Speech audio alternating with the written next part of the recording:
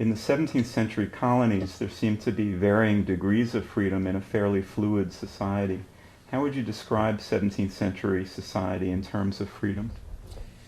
Well, in the early colonies in the 17th century, settlers lived, you might say, on a spectrum which encompassed a wide variety of different kinds of freedom.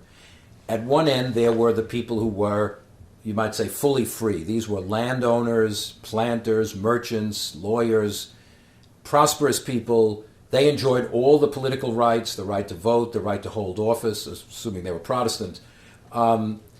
They were full members of the political society. At the other end of the spectrum, of course, were slaves. Slavery was not a large institution in the 17th century, but it was there from the very beginning. And obviously the slave is the opposite of freedom, is deprived of all his rights. And in the middle was a vast array of population which had, you might say, partial freedom. There were indentured servants. Most English who came over came as indentured servants, who were people who traded away their freedom for a few years in exchange for passage to the New World. So while they were contracted to work, they weren't really fully free. They could be bought and sold like slaves. They could be whipped, punished, etc.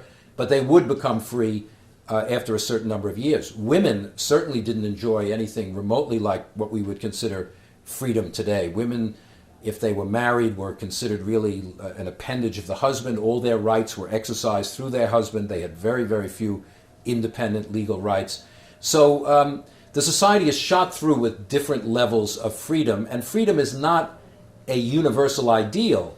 The idea of liberty, or as the phrase was then, liberties actually, varied enormously depending what status you had in society. The liberty of a big landowner was very different than the liberty of an indentured servant. There was no notion of liberty that was the same for everybody.